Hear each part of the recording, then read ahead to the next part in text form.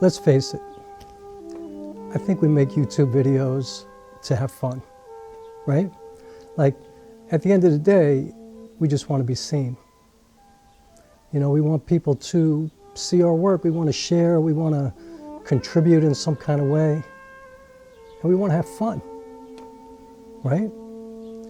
I mean, if it's not fun, why are you doing it? You know, we spend all this money, cameras, Panasonic S5 I'm using a Minolta Rokkor 50mm vintage lens f1.4. I mean, why do we go through all this time and you know, all this effort, and all this pain, you know, to like learn how to do all this stuff? We do it because it's fun. You know, I watched a video this morning of Danny Gewirtz. Everybody knows him. And he was speaking at a screening that he did in Los Angeles of his film. And he talked about how this cinematographer that he greatly respects showed up at his screening. And I could just tell that it meant so much to him.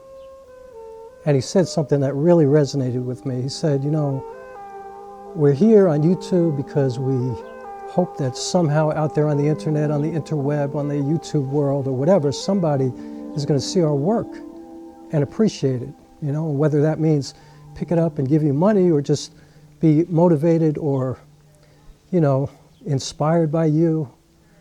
That's why we do it, to get out there and to share, to be a part of this grand community. I mean, we're storytellers, we're artists, we're filmmakers, theater artists, musicians. Like, there are so many different types of people on YouTube, and I think we're doing it because we want to be seen.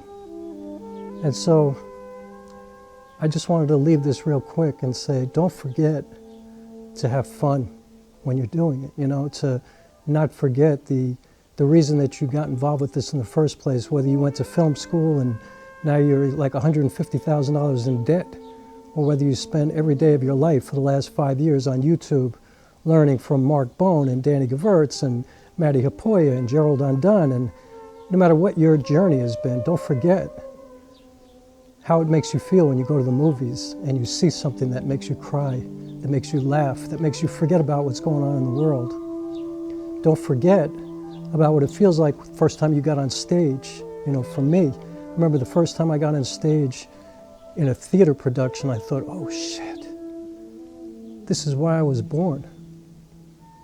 Don't ever forget that kind of stuff. Don't forget what motivated you, how you felt when you listened to some music that moved you for the first time. Like, you know, when I was a kid, I was listening to Keith Jarrett, the Colon concert in my bedroom, and my father walked in and I had my headphones on and he was like, what are you listening to? And I'm just looking at him. He's like, what are you listening to? And I couldn't hear him. And finally I took my headphones off and I was like, what?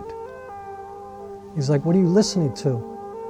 And I was like, Keith Jarrett, the Colon concert, or the Cologne concert, however you pronounce it. And he's like, oh, never heard of him. I'm like, yeah, he's a jazz pianist. He's incredible. He said, well, what does it make you feel like? I thought that was the coolest question. And I said to him, all I could tell you is that I never, for the rest of my life, ever want to feel any differently than I'm feeling right now listening to this music. And my father just looked at me and kind of laughed a little bit and walked out of the room. I'm sure he got a kick out of that, but that's the kind of stuff that we can't forget, that we have to remember, that we have to carry with us throughout this journey when it becomes business or frustrating, or, you know, you're doing it for years and you're trying to be a celebrity and you're trying to be a star or whatever your thing is. For me, I'm just trying to elevate my craft. I'm trying to always get better. I'm trying to improve, and I'm trying to do something meaningful so that I have some type of legacy to leave after I'm gone, and something to share while I'm still here, something that, you know, hopefully inspires people. But I never forget that this is so much fun for me. Like, I love to just come out and shoot random stuff. I love to shoot random stuff from my apartment, just dumb stuff, and try to make it look cinematic. My supplements, you know, out my bathroom window, just anything in my apartment. I just love to do that, you know. The little knobs on my mixing board. I just love the way I love the way I can make things look with this camera, with any camera. And so, yeah, don't ever forget that this is fun. You know, watching Danny Gewurz this morning at his screening and seeing people in the audience crying and laughing and really enjoying themselves, and seeing him there with his new wife, and he just shared this video about, you know, asking, you know, for her to marry him, and also he made a beautiful video about his dog recently, and you just kind of feel like you get to know somebody like that, and I just felt really happy for him that he was now experiencing something where he was being seen for what he does.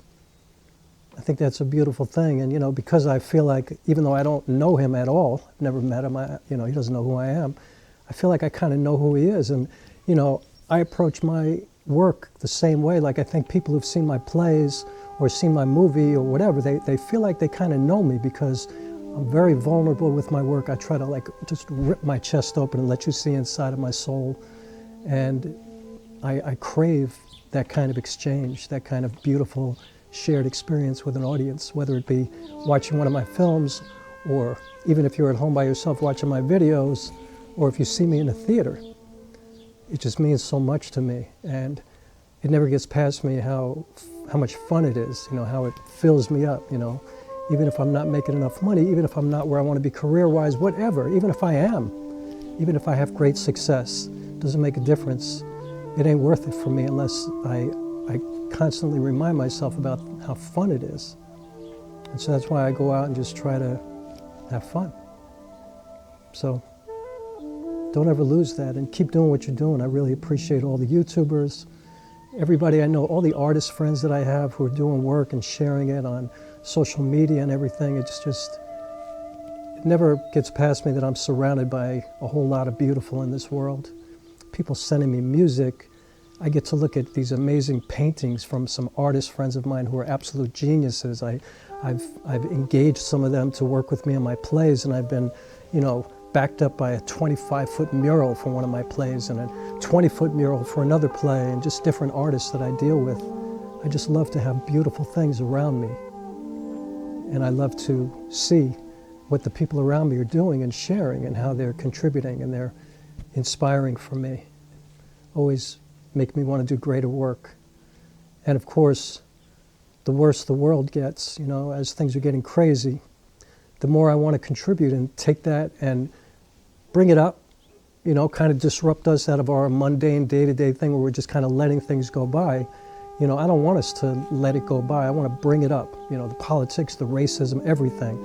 But I want to turn it into something beautiful, something extraordinary, something that you will never forget, something that moves you, that touches your heart, that grows your empathy.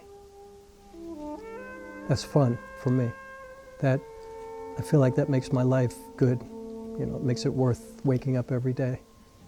So, yeah, to all my artist friends and to the YouTubers and to everybody, even if you're just doing these tutorials that look like films, like beautiful stories, keep doing it. I love it. I appreciate it. And I'll keep trying my best to do my part until I die.